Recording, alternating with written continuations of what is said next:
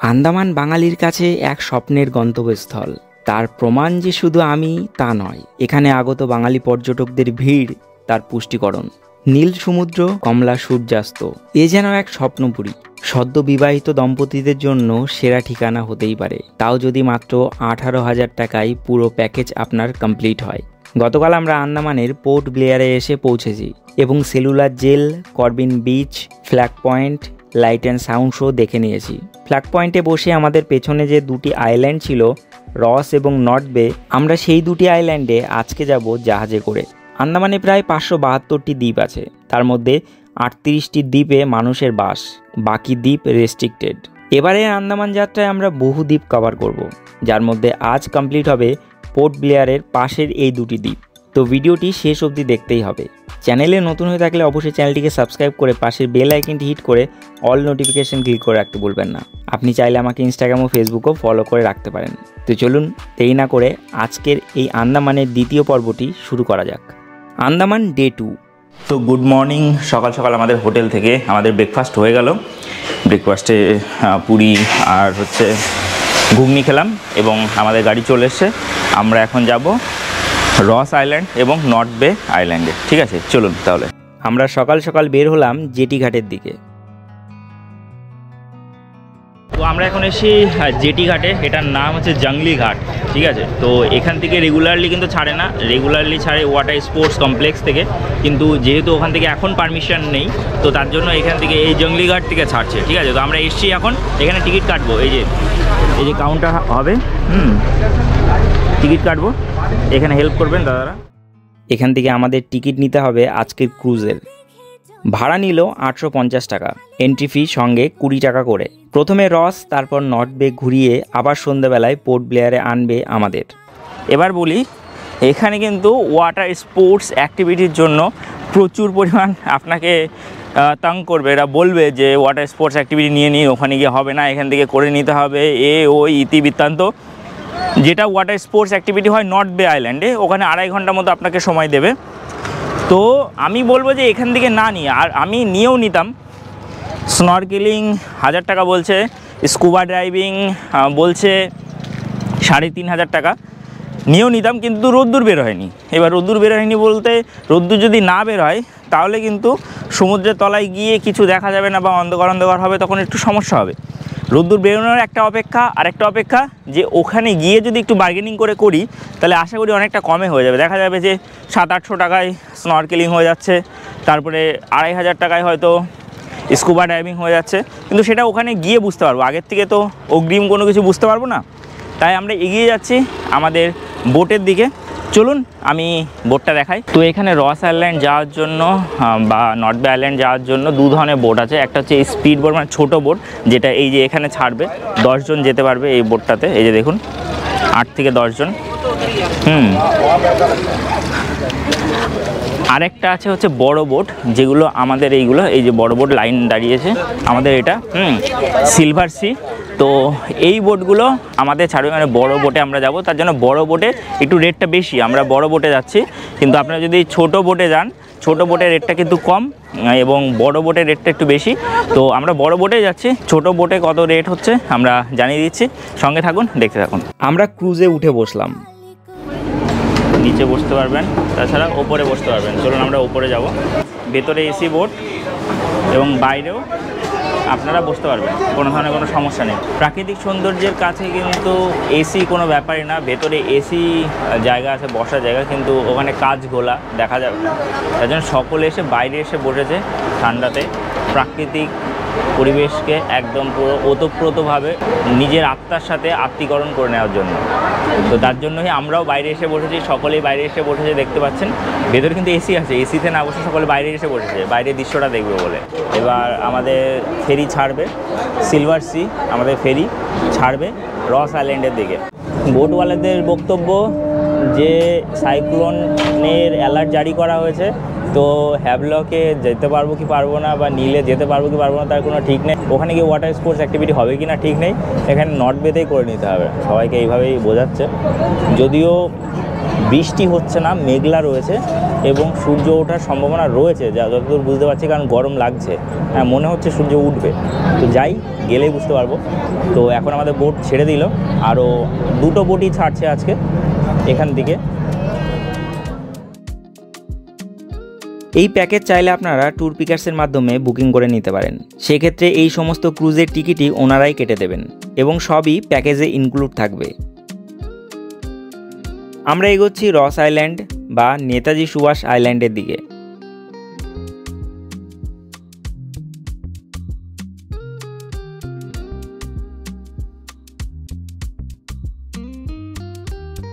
তো এখন আমরা চলে আসলাম নেতাজি সুভাষচন্দ্র বোস আইল্যান্ডে। এই আইল্যান্ড, এখানে কিন্তু আইল্যান্ডটা বেশি বড় না। আইল্যান্ডটার যে লম্বাই 1.25 কিলোমিটার এবং উইথ হচ্ছে 0.52 কিলোমিটার। ঠিক আছে, মানে বেশি বড় না, লম্বায় চওড়ায় বেশি বড় না। তো এখানে আমরা নামলাম। এখানে কিন্তু ব্রিটিশদের এক সময় আধিপত্য ছিল, সাম্রাজ্য ছিল। তারপরে ভূমিকম্পের ফলে আইল্যান্ডে অনেকটা অংশ জলের তলায় চলে যায়, তাই এখন আইল্যান্ডটা অনেকটা ছোট হয়ে গেছে। ঢুকেই দেখতে পাচ্ছেন জাপানিজ বাংকার বলে লেখা আছে। এখানে জাপানিরা যখন দখল করেছিল আইল্যান্ডটা, তখন এখানে বাংকার বানিয়েছিল। এবং এখানে অনেক হরিণ পেয়ে যাবেন, আমরা দেখাবো আপনাদের। আপনারা দেখতে থাকুন, আশা করি আপনাদের ভালো লাগবে এই রস আইল্যান্ড বা নেতাজি সুভাষচন্দ্র বোস আইল্যান্ড। এই দেখতে পাচ্ছেন জাপানিজ বাংকার।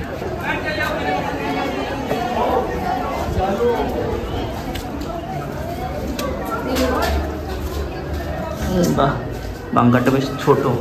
বাংকারে আমার কিন্তু মাথা ঠেকে যাচ্ছে। এই যে এতটা ছোট বাংকার ছিল, এই বাংকারের মধ্যে জাপানিজরা বসে থাকতো। মানে জাপানিজদের হাইট তো অনেকটা ছোট হয়, তো বডি শেভিং করছি না, জেনারেলি ছোট হয়, তার জন্য এই যে আমার 5 ফুট 7 আমার মাথা আটকে যাচ্ছে।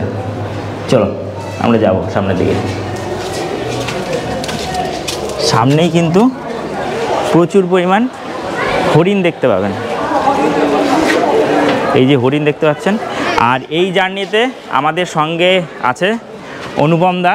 মানে প্রথম 2 ভিডিওতে ইন্ট্রোডিউস করানো হয়নি, কিন্তু অনুপম দার সঙ্গে আছে। আর অনুপম দা হাইট অনেকটা লম্বা, তার জন্য আমি ওপরে দাঁড়িয়ে কথা বলছি।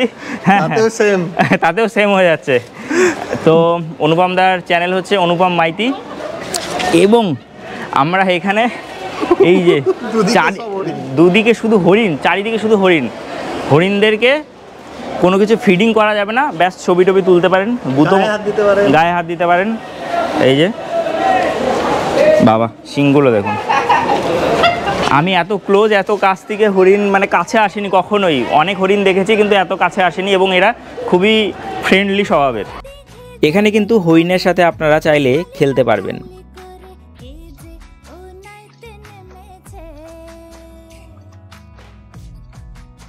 এই যে এরকম ব্যাটারি চালিত গাড়ি থাকবে, দেখতে পাচ্ছেন ব্যাটারি চালিত গাড়ি। এক গাড়িতে 8 জন ধরবে। গাড়ির ভাড়া হচ্ছে 640 টাকা। আপনারা রিজার্ভও করে নিতে পারবেন। আপনারা রিজার্ভও করে নিতে পারবেন গাড়িটা নিজেদের জন্য পার্সোনালভাবে। সেই 640 টাকায় লাগবে। 2 জন চাইলেও যেতে পারবেন, 640 টাকায় লাগবে। ব্যাটারি চালিত গাড়ির যে ড্রাইভার থাকবে তিনি কিন্তু গাইড, তিনি কিন্তু সমস্ত কিছু বলে দেবেন। তো এখানে এসে হরিণদের সাথে ছবি তোলার আগেই ওই যে ব্যাটারি চালিত গাড়ি আছে সেটা বুকিং করে নেবেন। এখানে যেহেতু 8 জন 640 টাকা লাগছে, মানে পার হেড 80 টাকা করে। আমাদের লাইন পড়েছে 14 নাম্বার। 14 নাম্বার, এখন 9 নাম্বার চলছে। এবং আমরা 4 জন আছি এবং আরও 4 জনের সাথে আমরা মানে শেয়ার করে যাব। তো আমাদের পার হেড 80 টাকা করে পড়লো। তো আমরা ওয়েট করছি, আমাদের 14 নাম্বারে আসবে ব্যাটারি চালিত গাড়ি এবং সেই গাড়িতে উঠে যাব। এবং আমরা না ফেরত এলে ওই ছাড়বেও না, মানে আমাদের যে লঞ্চ আছে সেটা ছাড়বেও না, জাহাজটা ছাড়বেও না। তো আমরা ওয়েট করছি, দেখি। আমরা ছোট ব্যাটারি ভ্যানে এগোলাম একদম শেষ প্রান্তে লাইট হাউস দেখতে। আমাদের ড্রাইভারই আমাদের গাইড হিসেবে সব কিছু দেখিয়ে দিলেন। 1947 के बाद पोर्ट ब्लेयर कैपिटल हो गया और आइलैंड का भी नेम चेंज करके नेताजी सुभाष चंद्र बोस द्वीप कर दिया। मोदी जी ने चेंज करा 2018 में। और देखिए सर, गाड़ी का लेफ्ट साइड पहले जो बिल्डिंग देख रहा है, रेड बिल्डिंग, ये था ब्रिटिश टाइम का स्टोर रूम था। खाने पीने का सामान रखता था यहाँ पर, राशन पानी। ये रेड बिल्डिंग से पीछे का रेड शेड तक था। पहले बड़ा था सर, अब इसको छोटा करके बना के रखा सर। ये आइलैंड का नेम था पहले रॉस आइलैंड, क्योंकि यहाँ पर जो फर्स्ट सर्वे रहा था उसी का नेम था डैनियल रॉस। फर्स्ट सर्वे का नाम से आइलैंड का नेम हुआ था रॉस आइलैंड। गाड़ी का लेफ्ट साइड देखिए सर, पहला जो बिल्डिंग देख रहे हैं जिसमें पेड़ गिर गया ना सर, ये था उसी टाइम का प्रिंटिंग प्रेस था, छपाई खाना था, प्रिंटिंग प्रेस छिलो। बाजू में देखिए पावर हाउस, और उसका बैक साइड में ना एक स्विमिंग पूल भी है उसी जमाना का। रिटर्न टाइम आप लोग को यहाँ पर छोड़ेगा, उधर के देख सकते हैं। ठीक। और वो जो ब्लैक कलर का ट्रंक देखा सर, वो था ड्रिंकिंग वाटर प्लांट था, आरओ प्लांट। सी वाटर को डिस्टिल वाटर में कन्वर्ट करता था उसी टाइम पर भी। 1740 इंग्लैंड से लेके आया। गाड़ी का लेफ्ट साइड देखिए, ये जो व्हाइट बिल्डिंग देख रहे हैं बेकरी था, बेकरी ब्रिटिश टाइम का, ब्रेड केक बिस्किट मिलता था। और राइट साइड देखिए, यहाँ पर ना एक शो भी होता है, light and sound show, evening 5:30 में एवरी डे होता है। ये आइलैंड का पूरा स्टोरी वगैरह दिखाता और बताता भी। और राइट साइड देखिए जो ग्राउंड देख रहे हैं आप, ये पूरा ग्राउंड सर टेनिस ग्राउंड था ब्रिटिश जमाना का। बाद में नेडल पेड़ आ गया, देखिए अभी भी थोड़ा सा स्टेप बचा हुआ है इसका। और राइट साइड देखिए सर, उस टाइम का ब्रिटिश टाइम का क्लब था, subordinate club, JCO subordinate club. जी सर, उस टाइम पर भी इन लोगों का पास dance room, bar room, task room भी था, सेम फोटो का तरह पहले बिल्डिंग था। और राइट साइड देखिए सर, 1840 का प्रेस्बिटेरियन चर्च था। 1840 चर्च गिरजाघर था। 1840 का एक चर्च गिरजाघर, 1840 1840 है। और गाड़ी का लेफ्ट साइड देखिए, ये था उस जमाना का खतरनाक कैदी का जेल था। जो लोग ज़्यादा खतरनाक होता है, खूंखार होता ना, उन लोगों को लेके आके यहाँ पर रखता था सर। ये दूसरा जेल है। अंडमान पर पहला जेल था वाइपर आइलैंड, वो दूसरा आइलैंड है, वो फर्स्ट जेल था। ये जेल था सेकंड जेल, यहाँ से लेके लास्ट तक पहले बड़ा था। और थर्ड जेल आप लोगों ने देखा शायद, सेलुलर जेल। हाँ हाँ। 1942 से 1945 तक जापान ये आइलैंड को कैप्चर कर लिया था। 3 साल जापान ये आइलैंड को कैप्चर करा था। उस टाइम सेकेंड वर्ल्ड वॉर में बॉम्बिंग करके पूरा बिल्डिंग जापानीज ने डैमेज करा। जैसे ऊपर देखिए एक बंगलो था, कमिश्नर का बंगलो, लेकिन आज का डेट में जो स्टेप देखा सर, वो स्टेप ही बचे ओनली। अच्छा, बांग्लो उड़ा दिया। बांग्लो नहीं सर। ये भी एक चर्च था उसी जमाना का, रोमान कैथोलिक चर्च, लेकिन ये चर्च को अभी पावर हाउस बना दिया। पहले चर्च था, अभी के लिए पावर हाउस बन गया। डीजल जनरेटर से चल रहा है सर, लेकिन जो स्ट्रक्चर देख रहे हैं ना सर, वो ओरिजिनल है। ऊपर का शेड वगैरह ओनली चेंज करा इसका। अच्छा, इसी आइलैंड का पावर सप्लाई इसी पावर हाउस से होती है। और गाड़ी का लेफ्ट साइड देखिए सर, ये था ब्रिटिश जमाना का सोल्जर मेस, खाने पीने का मेस था। ब्रिटिश नहीं सर, बड़ा था सर। ये जब सुनामी हुआ ना उस टाइम डैमेज हो गया। यहाँ तक पानी आ गया था। ये जो ईटा हुआ देखा सर, ईटा उस टाइम तो यहाँ पर ईटा नहीं था। ये ईटा कहाँ से आया? ये बर्मा से लेके आए, यहाँ से नज़दीक होता है बर्मा। ये डिफेंस एरिया आ गया हम लोग, यहाँ से लेके लास्ट तक डिफेंस एरिया, नेवी के अंडर। ये जो रेड बिल्डिंग देख रहे हैं आप राइट साइड, ये था ब्रिटिश टाइम का ट्रूप्स बैरक था, सोल्जर बैरक। पहला का बिल्डिंग है, ओरिजिनल स्ट्रक्चर है। लेकिन ये जो बिल्डिंग देख रहे हैं, ये बिल्डिंग सही है। फोटो में देखिए सर, ये जो बिल्डिंग देख रहे हैं, ये बिल्डिंग यही है। ये बिल्डिंग 1987 पर हम लोग का इंडियन आर्मी को दे दिया था बोल के, ये बिल्डिंग अभी भी सही है। और ये जो बिल्डिंग देख रहे हैं टूटा हुआ, ये भी ब्रिटिश जमाना की बिल्डिंग है, लेकिन अभी ये पूरा डैमेज हो गया। ये जंगली पीपल का पेड़ है सर, ये पेड़ नहीं होता ना, ये बिल्डिंग भी डैमेज हो जाता है। बिल्डिंग सही है जी, सोल्जर बैरक ब्रिटिश टाइम। आज কিভাবে একটা বিল্ডিং কে খেয়ে নিতে পারে? জঙ্গলি क्या है? पीपल, जंगली पीपल গাছ পুরো বিল্ডিংটাকে মানে ক্যাপচার করে ফেলেছে, গাছের আওতায় চলে গেছে। গাছ ছিল বলে আছে বিল্ডিংটা। সেটাও বলছে মানে बिल्डिंग गुलो। देखिए यहाँ पर जो वॉल था ना, ये वॉल था, इसमें पेड़ नहीं था। जैसे बिल्डिंग वॉल गिर गया, देखा? अच्छा, वो देखिए वो वॉल में देखिए कैसे पेड़ लपेट के रखा। ओ अच्छा, पेड़ है इसलिए वॉल भी है। हमारे जापानीज बंकर देखा शायद, एंट्री पॉइंट पे उधर है, ये भी एक जापानीज बंकर है। ये देखिए, अच्छा, जापानीज बंकर। आप लोग अभी आइलैंड का हाईएस्ट पॉइंट तक आ गया, सी लेवल से 200 फीट हाइट तक, 200 फीट ऊपर। गाड़ी यहाँ पर ही रुकेगा। यहाँ पर जो मेन बेस व्यू पॉइंट है फोटोग्राफी के लिए, यहाँ पर एक लाइट हाउस है सर। अच्छा, फोटोग्राफी कर सकते हैं आप लोग। आप लोग पहले नीचे जाइए, वो लाइट हाउस का फोटोग्राफी करने का बाद दोबारा रिटर्न टाइम आप लोग देखिए इस तरह गाड़ी खड़ा रहेगा। रिटर्न टाइम किसी भी गाड़ी में बैठ के आप लोग जा सकते हैं। अच्छा, इसी रोड से जाइए, ये देखिए ओपन सी है सर, ऐसे नीचे जाना। ये अभी का स्टोर रूम है। আমরা একদম শেষ প্রান্তে এসে পৌঁছালাম। তো ড্রাইভার দাদার মুখে সম্পূর্ণ এখানকার হিস্ট্রি সম্পর্কে জানতে পারলেন। আমরা কিছু কিছু জায়গা নেমে দেখব এবং এখানে একটা লাইট হাউস আছে, আমরা সেই জায়গাটায় যাচ্ছি। লাইট হাউসের দিকে হেঁটে হেঁটে নিচের দিকে যেতে হবে। রোদ্দুর উঠেছে এবং সমুদ্রটা বেশ দুর্দান্ত লাগছে এই জায়গা থেকে। আমরা যাচ্ছি, আমাদের ভালোই লাগছে রস আইল্যান্ডটা। তবে বোঝা যায় যে ইন্ডিয়ানদের ওপর ব্রিটিশরা কত অত্যাচার করেছিল এবং এই আইল্যান্ডটাকে 1942 থেকে 1945-এর মধ্যে জাপানিজরা ক্যাপচার করে রেখেছিল। তো তখন এখানে বহু জিনিস ধ্বংস করে দেয় ওরা, ব্রিটিশরা আগে বানিয়েছিল। তো আমরা এখন নিচের দিকে যাচ্ছি হেঁটে হেঁটে, চলুন।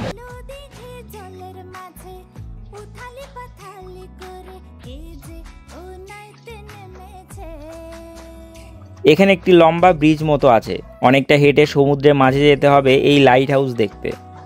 তো এখন আমরা আছি রস আইল্যান্ডের যে লাইট হাউস, সেই লাইট হাউসের সামনে। লাইট হাউসে প্রবাবলি আগে যাওয়া যেত। সমুদ্রের ঢেউ দেখুন, জাস্ট দুর্দান্ত সুন্দর। এই জায়গাটা বেশ দারুণ সুন্দরই লাগবে। আইল্যান্ডটা ছোট কিন্তু অমায়িক। আর এখান থেকে আমরা যাব ওই নর্থ বে আইল্যান্ড, ওই যে দেখতে পাচ্ছেন ওটার লাইট হাউসটাও দেখা যাচ্ছে হালকা বিস্তর। তো ওখানে আমরা যাব। এবার এটাই আমাদের লাস্ট পয়েন্ট, এটা দেখে আমরা এখান থেকে বেরিয়ে যাব। আবার আমাদের জেটি ধরতে হবে, আমাদের টাইমিং প্রায় হয়ে গেছে, কারণ আমরা ওখানে অনেকটা সময় কাটিয়ে ফেলেছিলাম। এবার আমাদের বেরোতে হবে, ঠিক আছে চলুন। যদিও একদম লাইট হাউস অবধি আপনি পৌঁছাতে পারবেন না। এখানে পুরানো সব বিল্ডিং গাছের শেকড়ের আওতায় চলে এসেছে। এই যে এগুলো ব্রিটিশ টাইমের, এগুলো ব্যারাক ছিল। গাছ সম্পূর্ণ ব্যারাকটাকে আঁকড়ে ধরে রয়েছে। যদি গাছ না থাকতো তাহলে ব্যারাকটা টোটালটাই ভেঙে পড়তো। যে আমি দেখাচ্ছি, দেখুন কি অবস্থা। এটা জঙ্গলি পিপল গাছ, এই যে দেখুন।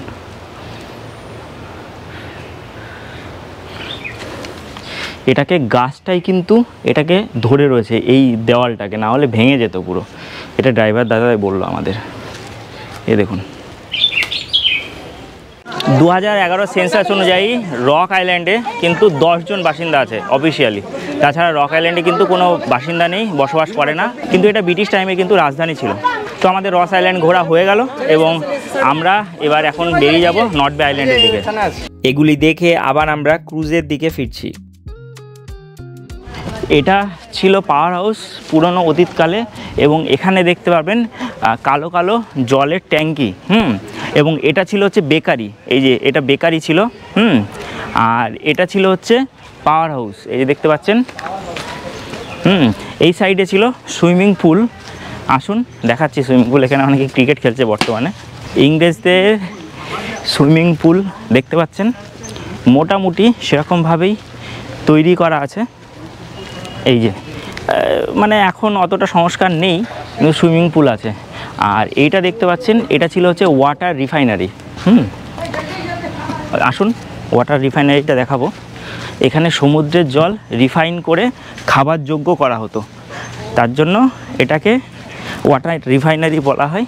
আমি দেখাচ্ছি ভেতরে কালো কালো, এগুলো কিন্তু রিফাইনারি ছিল। এই যে দেখতে পাচ্ছেন, এগুলো কিন্তু রিফাইনারি ছিল, water refinery. Distilling plant, water distilling plant, এগুলো সমুদ্রের জলকে, এটা খারা জলকে মানে মিঠা বা মানে নমনীয় পানীয় করার জন্য এটা তৈরি করা হয়েছিল। আমরা এবার ক্রুজে করে যাব নর্থ বে আইল্যান্ডের দিকে। ওখানে কিন্তু ওয়াটার স্পোর্টস হয়ে থাকে, আপনারা চাইলে করতেও পারেন। ঢেউ খেলানো সমুদ্রের মাছ দিয়ে 10 মিনিটের মধ্যে রস আইল্যান্ড থেকে আমরা পৌঁছে যাচ্ছি নর্থ বে আইল্যান্ডে। এখানে কিন্তু সময় মানুষের যাবে, কারণ এখানে ওয়াটার স্পোর্টস অ্যাক্টিভিটি করবে। আমরাই একমাত্র যারা ওয়াটার স্পোর্টস নিইনি, আমরা ওখানে গিয়ে ডিসাইড করবো কি নেব না। অনেকে এখানকার মানুষজনেদের কথার জালে ফেসে যান এবং বেশি টাকা দিয়ে করেন। এখানে গিয়ে দেখি কম টাকায় হয় কিনা, না আমরাই বোকা, আমরাই কম টাকার চক্করে আগে থেকে ওয়াটার স্পোর্টস মানে আমরা নিইনি। আমরা গেলেই বুঝতে পারবো। পুরনো 20 টাকার নোটের পেছনে যে ছবি আছে সেটি হলো এই নর্থ বে আইল্যান্ডেরই। আমরা মাত্র 15 মিনিটে এসে পৌঁছালাম নর্থ বে আইল্যান্ডে। এখানে আমরা নামলাম আইল্যান্ডে।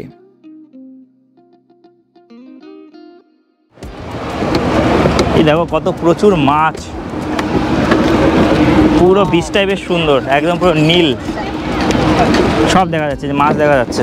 স্নরকেলিং এখান থেকে বুকিং করতে পারবেন। कितना प्राइस है दादा स्नॉर्कलिंग का? 1000। कम नहीं होगा भैया थोड़ा। তো এখানে আপনারা স্নরকেলিং করতে পারেন বা স্কুবা ডাইভিং এখান থেকেও বুকিং করতে পারেন, কোনো ধরনের কোনো সমস্যা নেই। তবে আমরা যাব লাঞ্চের জন্য, কারণ আমাদের ভীষণ খিদে লেগেছে, আগে লাঞ্চ করব তারপরে আমরা এগুলো করব। চলুন, ওই যে সামনে রেস্টুরেন্ট, প্রচুর রেস্টুরেন্ট আছে, এখানে জিনিসপত্র কিনতেও পারবেন। I love Andaman. এই যে আমাদের রেস্টুরেন্ট, সি ব্রিজ রেস্টুরেন্ট, ওনার নাম মনু। এই যে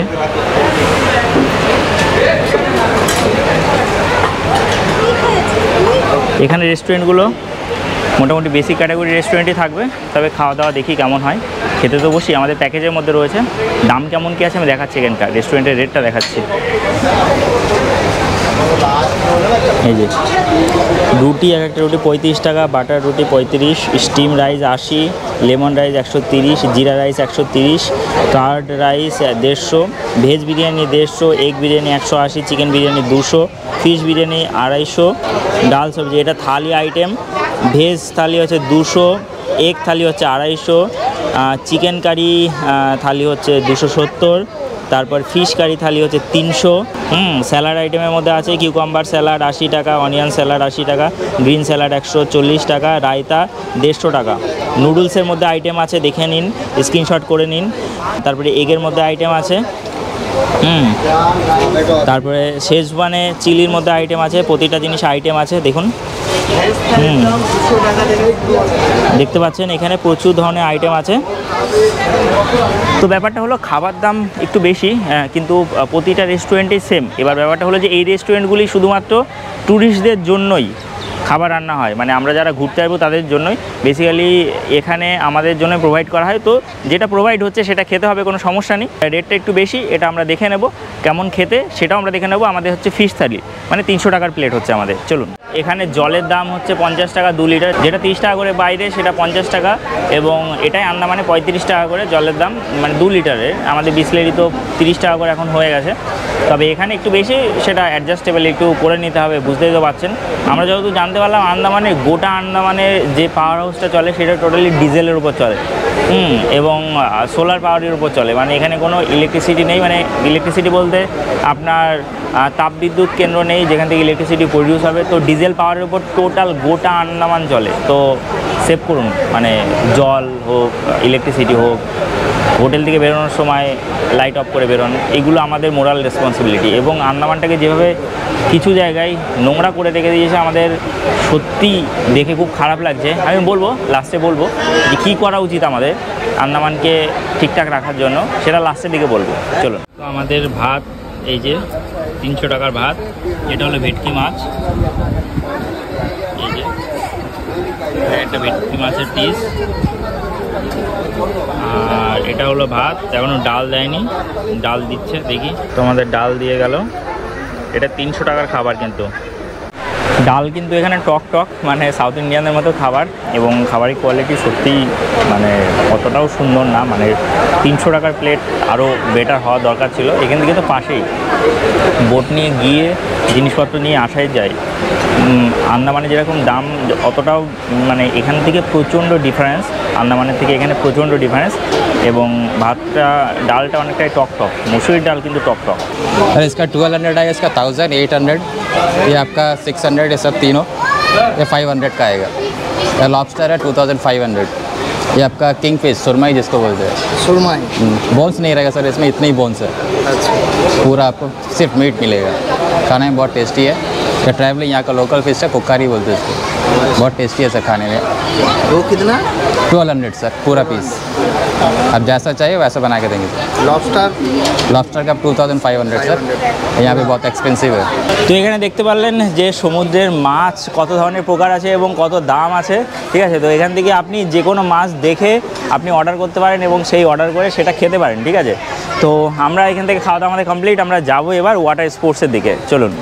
লাঞ্চ সেরে আমরা সবার প্রথমে দেখতে গেলাম এখানকার লাইট হাউস। জঙ্গলের মধ্য দিয়ে একটু হেঁটে যেতে হবে উপরের দিকে। তো আমরা যাচ্ছি লাইট হাউসে। লাইট হাউসের এন্ট্রি ফি হচ্ছে 10 টাকা করে, বাচ্চাদের 7 বছরের নিচে যারা আছে তাদের 3 টাকা করে, ফরেনারদের জন্য 20 টাকা, আর ক্যামেরার জন্য 20 টাকা, আর ভিডিও ক্যামেরার জন্য 25 টাকা। তো আমরা যাব ওপরে এবং লাইট হাউসে দেখবো। এখান থেকে 265 মিটার। চলো। লাইট হাউসের রাস্তা খাড়াই চড়াই এবং সুন্দরভাবে বাঁধানো, তবে রাস্তা ভালো। লাইট হাউস দূর থেকে দেখেছি, তবে লাইট হাউসের ভেতরে কেমন সেটি আগে দেখিনি। আজ দেখে চমৎকার লাগলো।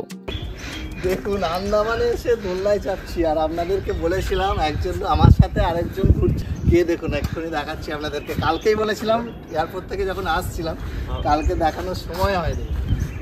এই সেই ব্যক্তি, এই সেই ব্যক্তি, এই যে অনুপম দা আমাকে ইন্ট্রোডিউস করাচ্ছে দোলনায় বসে বসে। হাই করে দাও।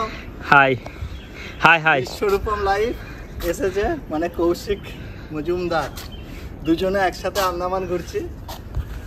দুর্দান্ত হচ্ছে ঘোরা, দারুণ দারুণ। লাইট হাউসে উঠছি। এই যে এটা কিন্তু 3:30 অবধি খোলা থাকে। 10 টাকা করে নিল এন্ট্রি ফি। বাপরে,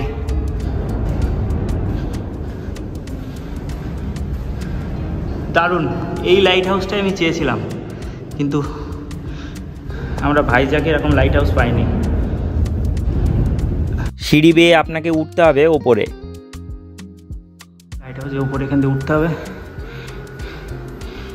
লাইট হাউসের সে লাইটটা ম্যাগনিফাইং গ্লাস। আগে কিন্তু ইউজ করা হতো জাস্ট মোমবাতি প্রদীপ টাইপের, লণ্ঠন টাইপের, এখন কিন্তু ইলেকট্রিক। এটা লাইট হাউস থেকে আমাদের দৃশ্য, দুর্দান্ত সুন্দর ড্রোন ভিউ।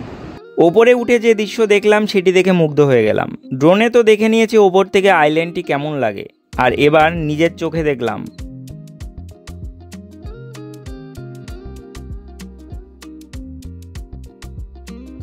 আমরা লাইট হাউসের উপরে চলে এসেছি। নিচের থেকে 285 মিটার হেঁটে উপরের দিকে আসতে হচ্ছে। যতটা না কষ্ট হয়েছে তার থেকে বেশি কষ্ট হয়েছে এই নিচে এখান থেকে এই লাইট হাউসটা ঘুরে ঘুরে উপরে উঠতে। নিচে একদম দম বন্ধ করা পরিবেশ, কিন্তু ওপরে দুর্দান্ত সুন্দর হাওয়া, দুর্দান্ত সুন্দর পরিবেশ। আমি দেখাতে বলবো কি সুন্দর, কি বিউটিফুল লাগছে এই আমাদের নর্থ বে আইল্যান্ডটা, দুর্দান্ত সুন্দর। ওপর থেকে একদম পুরো সুন্দর ড্রোন ভিউ চলে আসছে। এই সাইডে নর্থ বে আইল্যান্ডের পুরো আইল্যান্ডটা জঙ্গল, গাছ এবং এই সাইডে সমুদ্র, জাস্ট অমায়িক। আপনাদের অবশ্যই এই লাইট হাউস ভিজিট করা উচিত। হাইপ ক্রিয়েট করে রেখে দিয়েছে ভাইজ্যাক, কিন্তু এটা অলরেডি দারুণ। আমি আন্দামানে শীতকালে গিয়েছিলাম। যখন কলকাতায় কনকনে শীত, তখন আন্দামানে বৃষ্টি ও ভরপুর গরম। কালও বৃষ্টি হচ্ছিল, আজও সামান্য হয়েছে, আবার রোদ্দুরও বেরিয়েছে। আন্দামানের ওয়েদার কলকাতার সাথে তুলনা করলে চলবে না। এটা অনেকটা থাইল্যান্ডের মতো ওয়েদার। তাই আন্দামান অক্টোবর থেকে ফেব্রুয়ারি প্ল্যান করাটাই ভালো, নয়তো সেখানে প্রচণ্ড গরম থাকবে। এখানে আমরা সবাই মিলে একটা ওয়াটার অ্যাক্টিভিটি করতে গেলাম। পার হেড খরচ পড়লো 800 টাকা করে। তো এখন আমরা যাচ্ছি গ্লাস বটম করার জন্য। এটা নর্মালি 1000 টাকা করে নেয়, কিন্তু আমরা একটু বার্গেন করলাম, 4 জন আছি তার জন্য 750-800 টাকা করে নিচ্ছে পার হেড। ঠিক আছে, এবার আমরা যাব গ্লাস বটমে। গ্লাস বটমে কেউ যাচ্ছে না, বলছে বোর্ড ফাঁকা, কিন্তু আমরা যাচ্ছি। চলুন। এটি আমাদের জীবনের সবথেকে বাজে এক্সপিরিয়েন্স। খবরদার এটি করার প্রয়োজন নেই, টাকা জলাঞ্জলি যাবে। এর থেকে ভালো আপনি স্নরকেলিং করুন এলিফ্যান্টা বিচে, দুর্দান্ত এক্সপিরিয়েন্স হবে। সেটি নিয়ে আমরা পরবর্তী ভিডিওতে আলোচনা করব। তবে এখানে আর কিছু করার ইচ্ছা আমার বাকি রইল না। ভাবলাম জলে নেমে একটু ডুব দিই এবং দেখি নিচে কোরাল কেমন লাগবে। তবে হাঁটু জলে নামতে আমাকে উপরে উঠে আসতে হলো। জলের মধ্যে টোটালটাই কোরাল আছে, হ্যাঁ, এই জায়গাটায়। আর এখানেই স্নরকেলিং হচ্ছে। তবে আমি একটা কথা বলে রাখি যে নীল আইল্যান্ডে যতটা সুন্দর হবে এখানে ততটা সুন্দর হবে না। এখানে কাছে ধারে স্নরকেলিং করিয়ে দিচ্ছে, 1000 টাকা করে নিচ্ছে, যেটা আমার মনে হচ্ছে বেকারই হচ্ছে। কী দেখছে, কী করছে বুঝতে পারছি না। আর এখন তো পুরো মেঘলা, মেঘলার সময় এখানে করাই উচিত। তো বিষয়টা হলো এখানে শুধুই ব্যবসা, এখানে হাঁটু জলে আমি নামলাম, আমাকে বললো কি যে উঠে আসতে হবে, মানে এখানকার লাইফ গার্ডরা বললো লাইফ গার্ডরাই বাসি মারবে, এখানকার লোকাল যারা ব্যবসায়ী তারা কিছু বলবে না, লাইফ গার্ডদের সাথে মানে এদের ষাটঘাট আছে এবং ওরাই বললো যে একা একা নামা যাবে না, ওই লোক ছাড়া নামা যাবে না, যাওয়া যাবে না, বাসি মারছে, ঠিক আছে। তো তার জন্য নামতে পারলাম না, আধা প্যান্ট ভিজিয়েছি, ডুবো মারিনি কারণ আমি একটু ভেতরে গিয়ে সাঁতার কেটে দেখবো ভেবেছিলাম। দেখো আমরা গ্রামের মানুষ, আমরা সাঁতার কাটতে জানি ছোটোবেলা থেকে, ঠিক আছে। তো আমরা ভেবেছিলাম যাবো সাঁতার কাটবো, কিন্তু সাঁতার কাটতে দিচ্ছে না, ওই বাসি মারছে। তো এখন আবার উঠে যেতে হচ্ছে, জাস্ট প্যান্টটাই ভিজে গেল, আর কি করা। সমুদ্রের জিনিসগুলি আপনারা কিনতে পারবেন এখান থেকে, আন্দামান থেকে।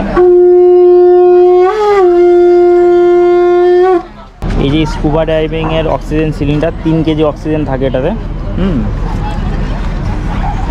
আমাদের জাহাজ আসছে। এখানে অনেক সময় কাটিয়ে আবার আমরা ক্রুজে ফিরলাম। ক্রুজ আমাদের এগিয়ে নিয়ে গেল জেটি ঘাটের উদ্দেশ্যে। तो आप लोग घूमे, आप लोगों को कैसा लगा, मतलब आज का टूर कैसा लगा? अच्छा लगा। आप लोग कहाँ से आए? यही के हैं? আচ্ছা, তো এদেরও খুব ভালো লেগেছে, মানে ট্যুর আজকে আমাদের রস আইল্যান্ড ছিল এবং নর্থ বে আইল্যান্ড, कोई एक्टिविटी किया? मतलब ग्लास बॉटम किया। अच्छा, हम भी किए हैं ग्लास बॉटम, बहुत ही अच्छा लगा, वो कोरल जैसा हम लोग देखे थे। Thank you so much. ঠিক আছে, এখন বাজে 5টা 5 এবং আমাদের জার্নি এখানেই মোটামুটি শেষ হলো। আমরা 10টা 38-এ আমাদের বোট ছেড়েছিল, মানে আমরা 10টার সময় এসে বসেছিলাম বোটে এবং বোট ছেড়েছিল 10টা 38-এ এবং আমাদের এখানে নামিয়ে দিল 5টা 5-এ। আমাদের জার্নি এখানে শেষ হলো এবং ভেবেছিলাম 15 মিনিটে চলে আসবো, কিন্তু আধ ঘন্টার উপরে সময় লাগলো কিন্তু আমাদের নর্থ বে থেকে এখানে আসতে, মানে এই জেটি ঘাট অবধি আসতে। আজকে আমাদের জার্নি শেষ, এবার আমাদের ড্রাইভার চলে এসে এবার আমাদেরকে এখান থেকে ড্রপ করবে হচ্ছে হোটেলে। আমরা নামবো ওই আবেদিন বাজারে, একটু কেনাকাটি করব, তার জন্য আবেদিন বাজারে নামবো। এবং আমাদের যেটিটা দেখতে পাচ্ছেন, আমাদের জাহাজটা, স্টিমারটা বেশ ভালোই বড়, অত্যন্ত সুন্দর লাগবে, মানে লাগছে এখান থেকে সাদা এবং কালো, দারুণ সুন্দর এবং খুবই কমফোর্টেবল। ভেতরে আমরা ছিলাম এসিতে, খুবই কমফোর্টেবল। জার্নিটা একটু রেটটা বেশি, একটু চড়া, কিছু করার নেই, কিন্তু কমফোর্টেবল, ঠিক আছে। সারাদিন আমাদেরকে ঘোরালো। চলুন এবার আমরা যাই আমাদের গাড়ির দিকে। সন্ধ্যায় আমরা পোর্ট ব্লেয়ারের বাজারে গিয়েছিলাম একটু বাজারটি ঘুরে ঘুরে দেখার জন্য। আমরা এখন আছি আবেদিন বাজারে। পোর্ট ব্লেয়ারের সবথেকে বড় মার্কেট হলো আবেদিন বাজার এবং এখানে আছে একটা ক্লক টাওয়ার, যেটা বলতে পারেন যেটা ব্রিটিশ আমলে তৈরি ক্লক টাওয়ারটা। এই যে সামনে ওই যে দেখা যাচ্ছে ক্লক টাওয়ারটা। তো আবেদিন বাজারে কিছু কেনাকাটি করতে চাইলে আপনারা করতে পারেন এবং এই পোর্ট ব্লেয়ার জায়গাটা তো ছোট এবং এর আশেপাশেই সমস্ত কিছু, মানে 2-4 কিলোমিটারের মধ্যেই সমস্ত কিছু। তো আপনাদের যেখানে যাওয়ার আছে, যদি অটো নিয়ে যেতে চান যেতে পারেন, আর তাছাড়া তো ট্যাক্সি আছেই। আপনারা যদি প্যাকেজে আসেন সেক্ষেত্রে আপনাদের ট্যাক্সি থাকবেই, তো ট্যাক্সিতে করেও আপনারা যেতে পারবেন, কোনো ধরনের কোনো সমস্যা নেই। এবং অটোতে করেও যদি যেতে চান তাহলে 20-30 টাকাতেই আপনার এদিক ওদিক হয়ে যাবে, কোনো সমস্যা নেই, ঠিক আছে। এই যে আমরা এখন আছি এই যে ক্লক টাওয়ারের সামনে, এটা ব্রিটিশ আমলে তৈরি। দেখুন ভর্তি মার্কেট, ওরে ভিড়।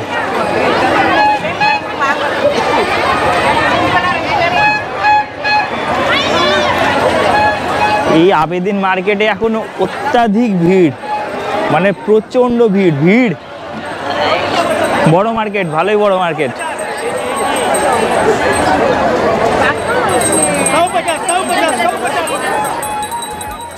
আজ রাতে খেয়ে দিয়ে তাড়াতাড়ি ঘুমিয়ে পড়তে হবে, কারণ কাল সকালবেলা 7টার সময় আমাদের ক্রুজ হ্যাভলকের দিকে। তবে আমাদের বেরোতে হবে 5টার মধ্যেই, কারণ কাউন্টারে গিয়ে আমাদের সিকিউরিটি চেক ইন হবে, ঠিক যেমন এয়ারপোর্টে হয়। আমাদের পাস চেক হবে, আমাদের লাগেজ চেক হবে, তারপরে আমাদের যেতে দেবে ক্রুজের কাছে। তাই সেটি সময় সাপেক্ষ ব্যাপার, তাই আজ এখানে রাত না করে ঘুমিয়ে পড়লাম।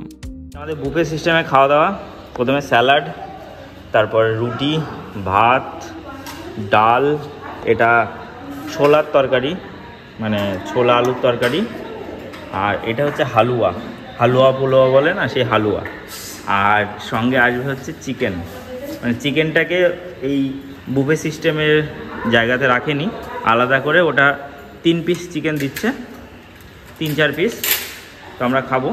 বাজেটের কথা বলতে গেলে বলতেই হবে যে আপনি যদি 6 রাত 7 দিনের ট্যুর প্ল্যান করেন এবং 8 জনের গ্রুপে যদি ট্যুর পিকার্সের কাছ থেকে এই ট্যুর প্যাকেজ নেন, তাহলে পার হেড খরচ পড়বে 18,000 টাকা করে। অনেকে আছেন যারা দুজন যেতে চান, তাদেরও ব্যবস্থা কিন্তু ট্যুর প্যাকেজ করে দেবেন। প্যাকেজ শুরু হবে পোর্ট ব্লেয়ার থেকে পোর্ট ব্লেয়ার, অর্থাৎ ফ্লাইটের খরচা আপনার নিজের। এবং আজকের ভিডিওটি এখানেই শেষ হলো। ভিডিওটি কেমন লাগলো অবশ্যই কমেন্টে জানাতে ভুলবেন না। ভিডিও ভালো লাগলে তবেই ভিডিওটিকে লাইক করুন, শেয়ার করুন। চ্যানেলে নতুন হয়ে থাকলে অবশ্যই চ্যানেলটিকে সাবস্ক্রাইব করে পাশে বেল আইকনটি হিট করে অল নোটিফিকেশন ক্লিক করে রাখতে ভুলবেন না। আপনি চাইলে আমাকে ইনস্টাগ্রাম ও ফেসবুকেও ফলো করে রাখতে পারেন। আন্দামানের বাকি পর্বের লিঙ্কগুলো আমরা ভিডিওর ডেসক্রিপশনে দিয়ে রাখবো। আপনারা কবে আন্দামান যেতে চাইছেন সেটিও অবশ্যই কমেন্টে লিখতে ভুলবেন না। তো আজকের ভিডিও এই পর্যন্তই। ভালো থাকুন, সুস্থ থাকুন, ঘুরতে থাকুন, বিন্দাস থাকুন। Thank you for watching and bye. দেখা হচ্ছে আমাদের পরবর্তী ভিডিওতে। ততক্ষণ stay safe, stay healthy. Jai Hind, Vande Mataram, Bharat Mata কি জয়।